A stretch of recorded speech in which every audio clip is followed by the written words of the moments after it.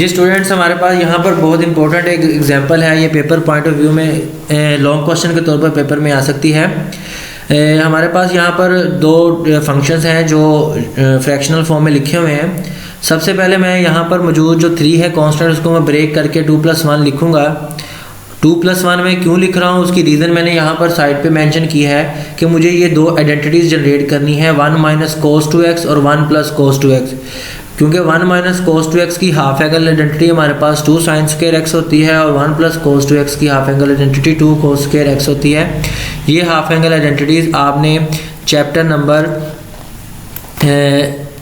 10 में first year के chapter number 10 में डिस्कस की हुई है।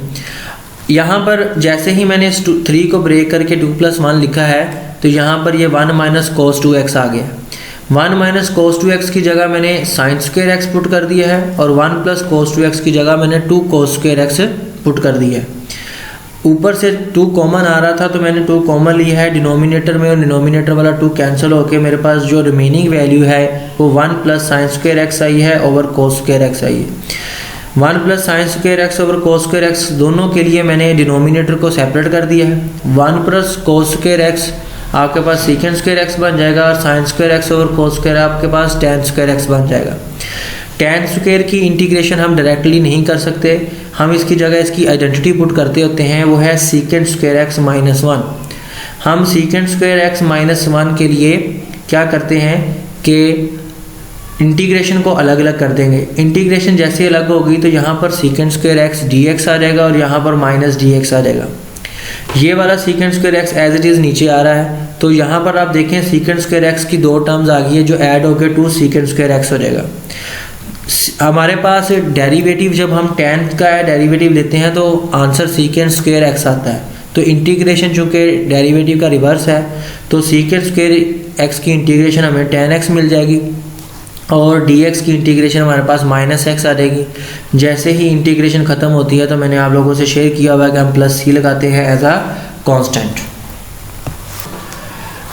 जब भी आप लोगों के पास students integration sin² x dx की फॉर्म आए, या सिंपल मैं ये कहूँ कि याद रख लें कि जब भी sin x या cos x के ऊपर स्क्वायर आए तो आप लोगों ने क्या करना है कि उसकी जगह उनकी हाफ एंगल आइडेंटिटी पुट करनी है। ये बात आपने मेमोराइज कर लेनी है कि जब भी sin x या cos x के ऊपर स्क्वायर आए तो उसकी इंटीग्रेशन करने के लिए हमें उनकी जगह उनकी सब्स्टिट्यूशन करनी पड़ेगी हाफ एंगल आइडेंटिटी की।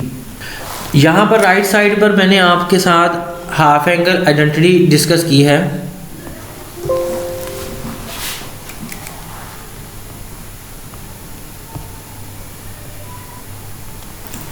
आइडेंटिटी आप देख सकते हैं कि sin x = √1 - cos 2x over 2 है। ये भी आपने फर्स्ट ईयर चैप्टर नंबर 10 में हाफ एंगल आइडेंटिटी डिस्कस की हुई है। जब हम इसके ऊपर स्क्वायर लेंगे तो यहाँ पर रूट ख़त्म हो जाएगा। तो हमारे पास क्वेश्चन में sin² x एग्जिस्ट कर रहा है तो उसकी जगह पूरा की पूरी ये वैल्यू 1 - cos 2x ओवर 2 हम रिप्लेस करेंगे। 2 को एज अ डिनोमिनेटर हम बाहर निकालेंगे 1/2 एज अ कांस्टेंट।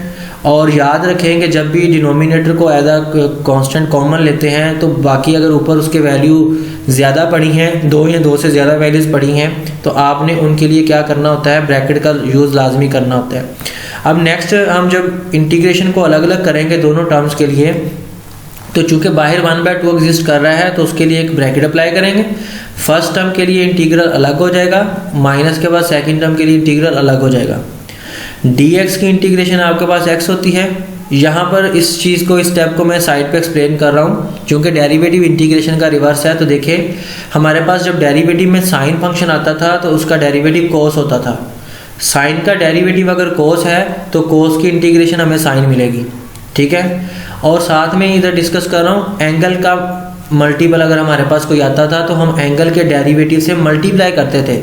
डेरिवेटिव में एंगल के डेरिवेटिव से हम मल्टीप्लाई करते थे तो इंटीग्रेशन में हम एंगल के डेरिवेटिव से डिवाइड कर देंगे। तो 2x का डेरिवेटिव 2 आएगा तो हम इससे डिवाइड कर देंगे और एट द एंड हमारे पास कांस्टेंट +c आ जाएगा। यहाँ पर हमारे पास इंटीग्रल में cos 3x sin 2x आ रहा है, दो ट्रिग्नोमेट्रिक फंक्शन मल्टीप्लाई हो रहे हैं। पार्ट 1 में आप लोगों ने फार्मूला पढ़ा था प्रोडक्ट टू सम ऑफ और डिफरेंस, तो उन सब फार्मूला में एक तो स्टार्ट में 2 आता था, तो पहले हम इसके स्टार्ट में 2 जनरेट करने के लिए अपनी तरफ से 2 से डिवाइड भी कर देंगे और मल्टीप्लाई भी कर देंगे।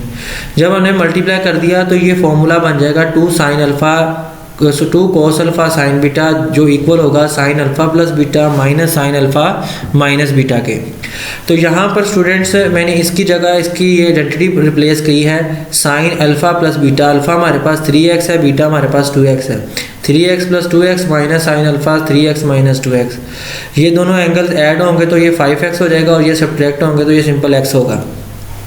यहाँ पर इंटीग्रेशन को अलग अलग करेंगे तो साइन 5x अलग हो जाएगा और इंटीग्रल माइनस साइन x अलग हो जाएगा।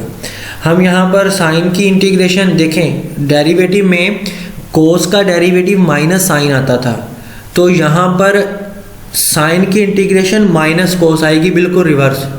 तो साइन की इंटीग्रेशन माइनस कोस आ गई और उसके एंगल के डेरिवेटिव से हमने डिवाइड भी कर दिया।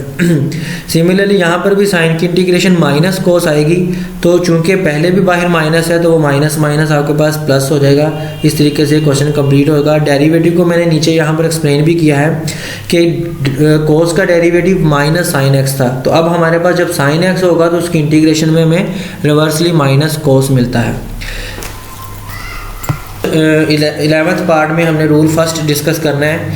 अब देखें कि जो डिनोमिनेटर में फंक्शन पड़ा है उसका डेरिवेटिव हमारे पास क्या होगा। इसका ax स्क्वायर का डेरिवेटिव होगा 2ax प्लस b का 2b का x डेरिवेटिव क्या होगा 2b, और कांस्टेंट हमारे पास c है, ये 0 हो जाएगा।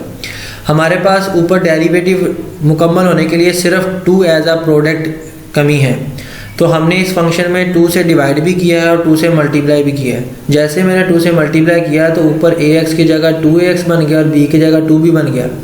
अब जो नीचे वैल्यू पड़ी है उसका कंप्लीट डेरिवेटिव मुझे ऊपर नज़र आ रहा है, तो नीचे फंक्शन ऊपर डेरिवेटिव, तो मैंने रूल 2 अप्लाई किया है। वो क्या होता है, नेचुरल लॉग लिखें, मोड ऑफ द फंक्शन लिखें प्लस c लिख दें। इस तरीके से ये क्वेश्चन आपका कंप्लीट हो जाएगा।